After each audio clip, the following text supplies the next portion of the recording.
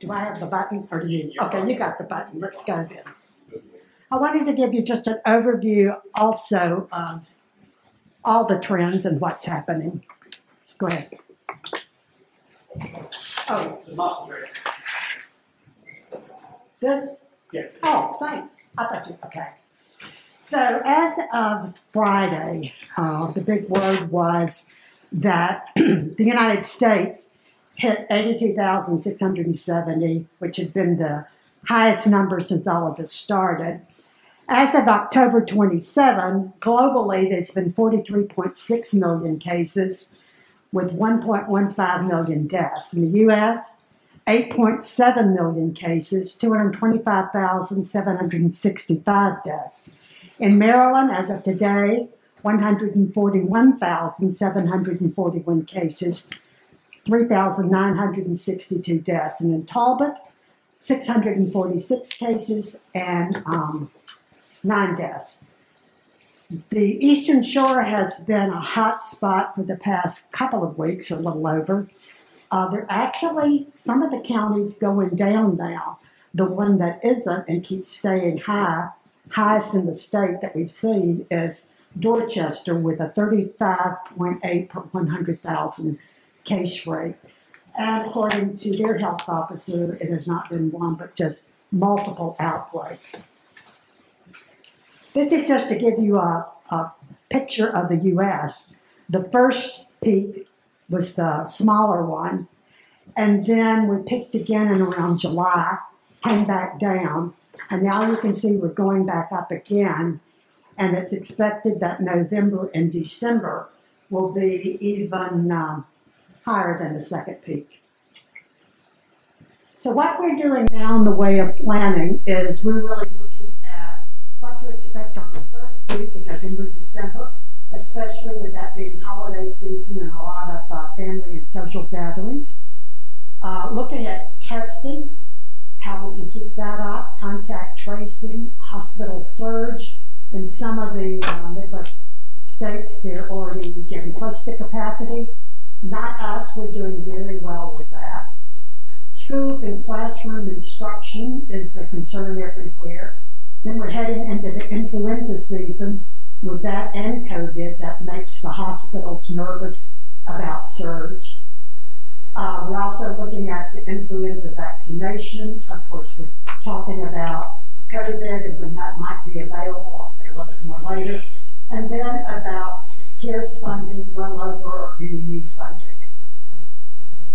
So we've been doing a very robust testing statewide. All of the week, it was almost like 30,000 reported a day. However, today it's 23,000, but that's lower than usual. It's been hitting a good 30,000. And that's supposed to be PCR. That's not supposed to be rapid antigen. So we've asked repeatedly for the state, are you sure this is not some rapid antigen?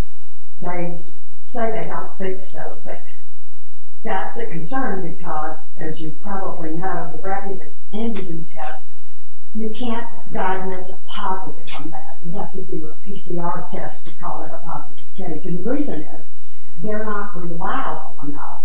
And if you have it early on and you're not that symptomatic, you often don't have enough viral load so that you'll have a negative test, but you will have the infection. So only those confirmed by PCR are supposed to be positive cases. We looked at the turnaround time. It gets better and it gets worse. The state decided to combine a lot of their testing and go with CIAN labs, C-I-A-N, and that's probably put an overload on them. In the past 3 or 4 weeks, they've had a 4-day turnaround, where they used to have a 2-day turnaround. So what we're trying to get is everybody a turnaround like 24 to 48 hours, like the University of Maryland system has, and they do the testing at the Chesapeake College, but most of the others are 2 to 3 days. Mm-hmm. We don't use the state contract as normal. You can go out and contract on your own. We're doing pretty well getting it back in 2 to 3 days, definitely better than the CIAN, which is taking 4 days.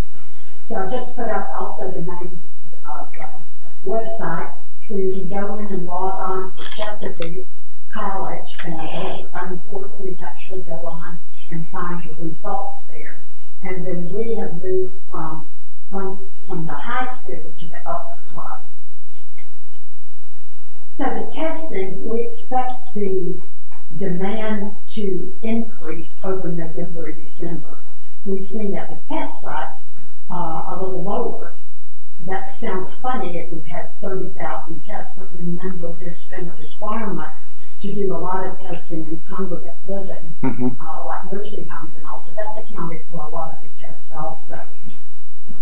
We're looking at possibly going into partnerships for the region and at least having a test site on Saturday. Right now we go Monday, Tuesday, Wednesday, Friday. I'm sorry, Dr. Lau, I hate to interrupt you. Parker, her mic's not red. If that's the problem, the other ones are. No, but hers is not. Hers is switched off if you push the top. Okay. So she should be getting. I just want to make sure the community can hear this, and they can't. There's some issues hearing you out. Oh, okay. So we're working on it. So, can you also hear me now? No. Try that. Is this better? You're going to need to push the one you're right here. Just better? Yeah. I reckon.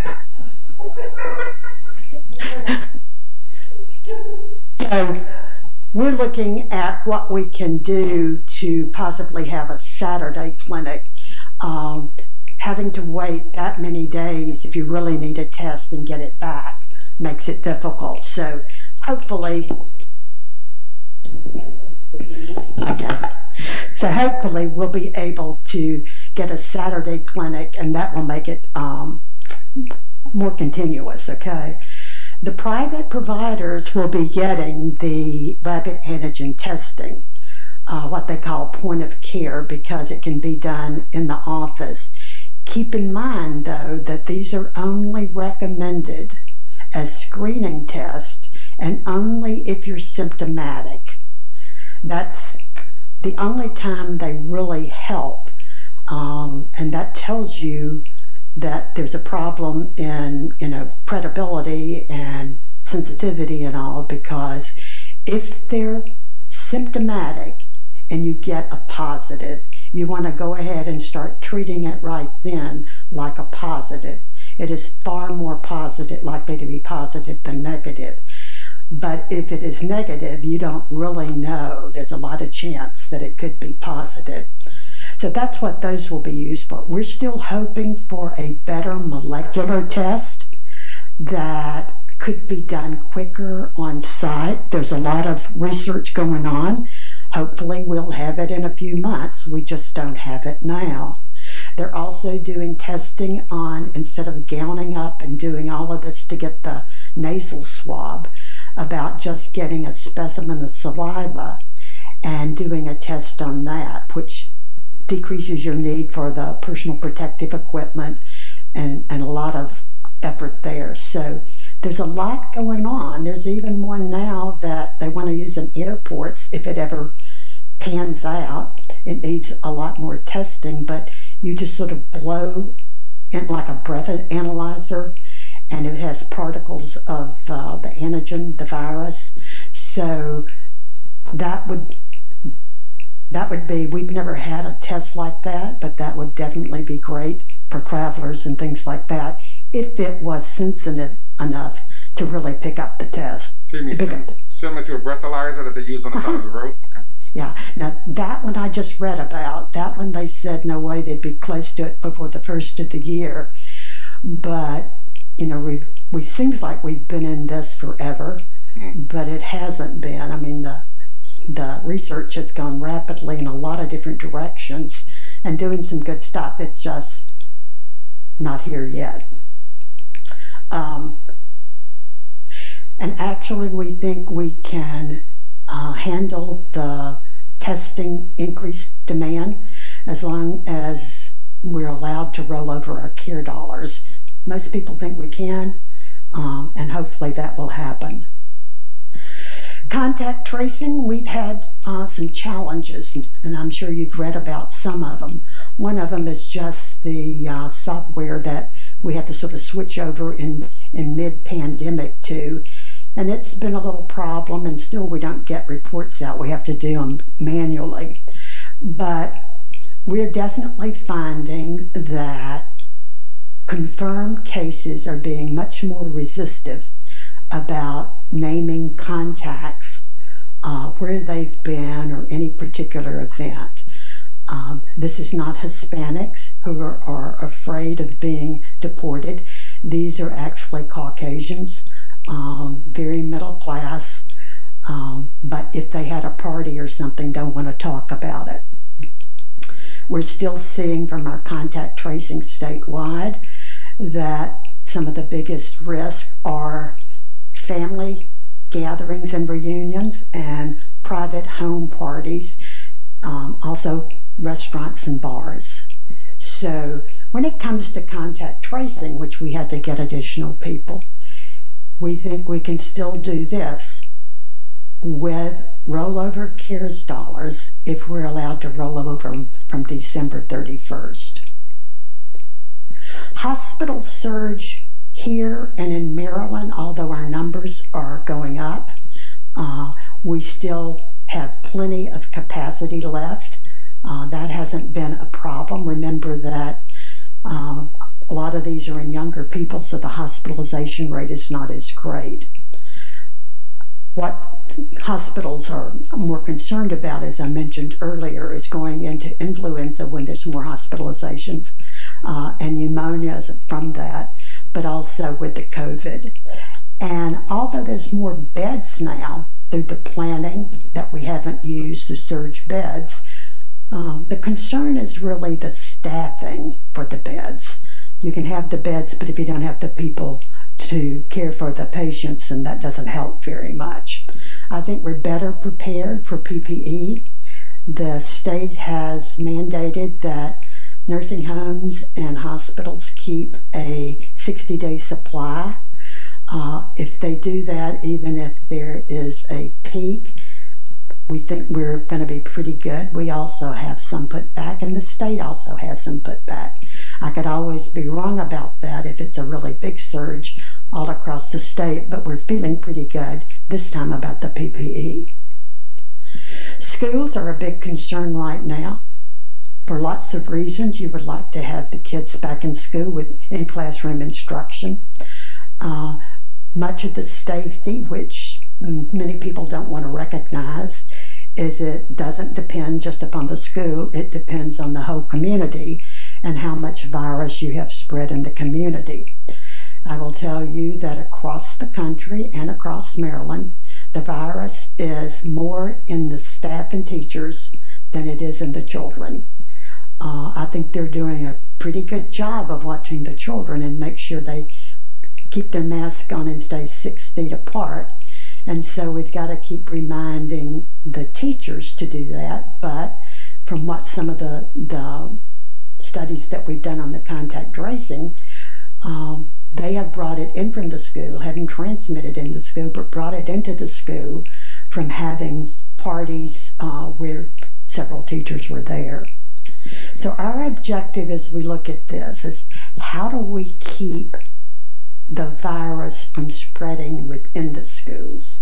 So if we keep the 6-foot distance and we keep the mask on everybody, then we've got a good chance even if somebody comes in with the virus. That's very important.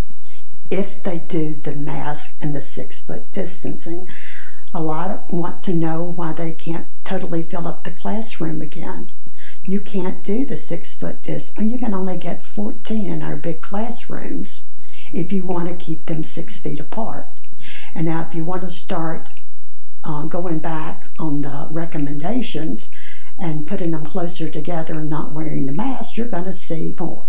If you look at actually the past couple of weeks, and I follow the 0 to 9, the 10 to 19 very closely, those are school age, they're not increasing. I think some of them had a higher rate during the summer when they were out with each other. If you look at the ones 60 and older, we saw an increase there. When I look at our own breakouts since September, we've had a significant number in the 60-year-old, 60 and above, I should say, not just 60-year-old.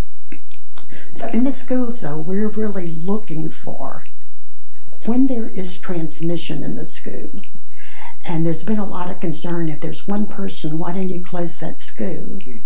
Well, we're wearing the mask, and we're staying 6 feet apart, cohorting the class so that there's not a lot of mixing and mingling, all because we know the virus will come in. We just don't want it to spread within the school. And so far, we've done pretty well. You heard about Talbot and Caroline closing. They had a lot bigger community spread than we did at the time. And of course, a lot of the misinformation gets to the media, and they want to know, well, why didn't you close schools? If you go by the guidelines, you want to see that you're transmitting in the schools. You want to use a lot of guidelines, not just I've got one positive or two positive in a schoolroom. And as we said, Dorchester has been running 30, 35, 36, while we were running, the highest we got was 13.4, and that made me nervous, and that's per 100,000 population. We're now down to 8.5. I like that, but we stayed low at 4 and 5 for a while. But if you looked at, if we averaged 3 a day, we could stay under the 10. If we average 4 a day, it's going to be over 10.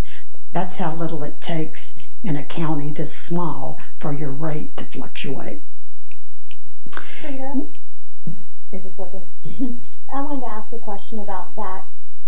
Cases, if there's no additional, am I not working?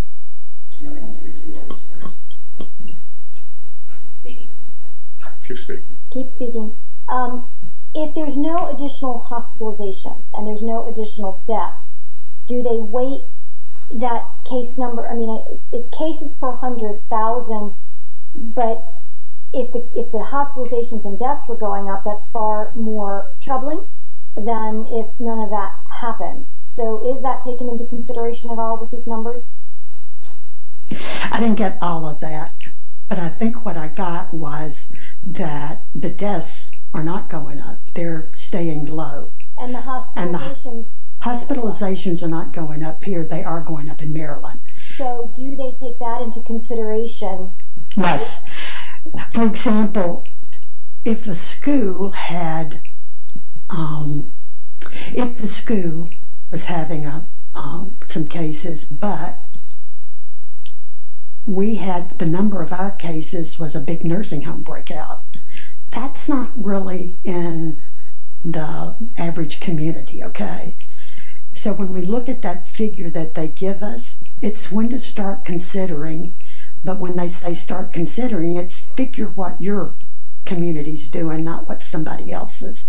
So if you got close to that 13 to 15, which they say you really should consider it 15, should you close, but you had all of the cases of the majority in this business or this nursing home, no, I still wouldn't close them, okay? As I said, we all want the kids to be in school. We want them to be there safely. So we should take all of that into consideration and not just one thing, a number. And I think that makes it harder for some to understand, but makes it better for the kids. We're starting our vaccine. We've also been asked to use a new system for ordering even flu vaccine, and we'll also have to use it for the COVID. And you have to have appointments. They send you that much vaccine with just a little bit more. Now, the reason that's not great is that all of us are not good at making appointments, and so we'll show up the day because it became handy that we could go. We hope they send us enough, because many times ours numbers that show up without an appointment are far greater than the ones with appointment. But it has been stated this is the only way we get the vaccine, so we have to play the game. Talking about the vaccination, and there's been a little bit more discussed in the past 2 or 3 weeks, there is actual hope of maybe by the end of this year, if not then early January. That would say that the 3rd phase trials go absolutely great without any hitch or problems. There's 6 candidates, 6 companies in the U.S. That the government is helping with the vaccine. For all 6 of those, instead of the usual way of turning in your information after you've completed all the tests, they have an advisory board looking over all 6 of them at the same time, all data at the same time, deciding when they should stop or look at something, okay? Phase 1 and Phase 2 is primarily to look for, are there any safety problems and what should the dose be? Then Phase 3 is to look at how effective is it. With the first 2 phases, they've already seen that there is an antibody response produced by the vaccines, and some of them are even more than if you had the infection. And let me clarify that if you have, it appears a really bad case, you have higher antibodies than if you just had a very mild case. So now the 3rd phase is to see if they're really protective and maybe how long. You can see that if they get something by the 1st of January, though, they're not going to be able to say you will keep these antibodies for a year, 2 years, or whatever. That still will have to be determined. Of course, with this type of virus, we've already learned, like with the flu, that you don't get the same efficacy that you get with the children's immunization, which, like with measles, you can get a 97, 98% protection. They're hoping for the best, 50%, and will be very blessed if they get 60 to 70%, because it's considered we need that to have herd immunity for the infectious status of this virus. Some of the challenges already that we're trying to prepare for is they'll come in 2 doses, and you can't give one of one and one of the other. You got to make sure that they get this product, that they get the 2nd dose of the same product. Secondly, there's at least 1 or 2 of them that have to stay at 175 degrees, that's minus Fahrenheit. Most people don't have equipment that can take it that low, so they're just saying you use dry ice. But it's put in 900 doses packages, and once you thaw that, you have to use it within 10 days. For that reason, they're looking at small counties like us.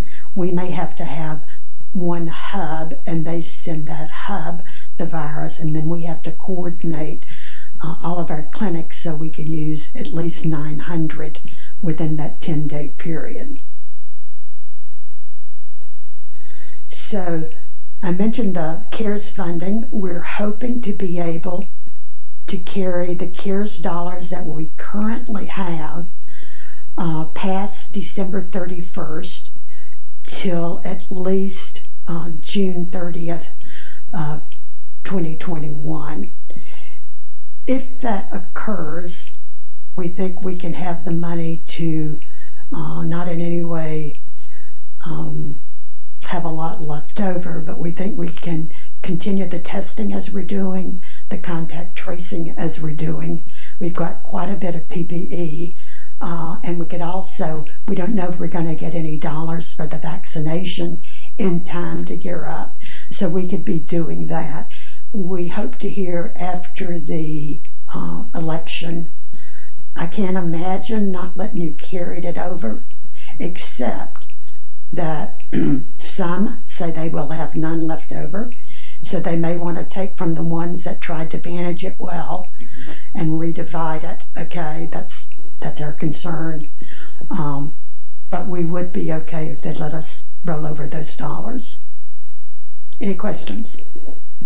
Well, I'll begin right where you ended regarding the CARES funding. So we haven't heard from the state, from DBAM or MDH, whether or not those funds can in fact be carried over. We're hoping that they will. But we've asked them multiple times. Right. They've given us their best guess, Jordan Butler, that he thinks they will be.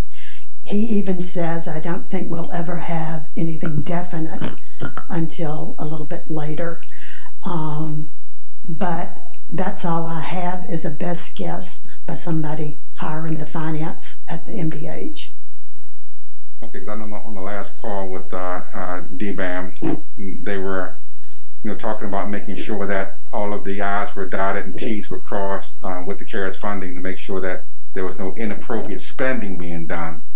And it sounded like they were had other plans if monies were returned back. I would not doubt that. That's why we're concerned. They talked one time about make sure you've spent all the money. Mm-hmm. And I'm saying, well, are you going to come back then and tell me I can't continue contact tracing for 2 or 3 months because I don't have any money? So I'm going to take the risk that they're going to let us roll it over, and I'll have enough to do us until maybe there's some additional funding for vaccine come down the road. Dr. Staff, have you heard anything on your end through FEMA as far as anything from the... So, Mr. Council President, we have submitted an application to FEMA, and it's in process right now. I don't have any definitive response at this point, but we are going through the application process. I hope to know something within the next 30 days as to whether our full request will be answered or not, or whether we have to seek other ways to address things we submitted for. Mostly PPE. Mostly PPE. Okay. Any other questions of council? Yeah. Yes. Dr. Wadley, a question about the intersectionality of influenza and COVID-19. As you continue to do these testing sites, as influenza comes into Maryland, are you going to have to be administering 2 tests, one for influenza and one for COVID for anybody who's symptomatic? In the doctor's office, they usually, because it's a point of care test, they usually have, so they can do the rapid tests there. And already we're getting into the season where they're finding that it's positive flu. Makes them feel better, but they still do a COVID test usually. So it already is here. You could have both. Now the chances go down, okay? So the rapid test, we know we've got 1 machine and a few tests. Where we would use those probably from a health department standpoint is like in the school for any positives. Any symptomatics, we would do it. We would then get the PCR test, but we would treat that positive then like a positive because it's a higher likelihood if they're symptomatic and have that positive test.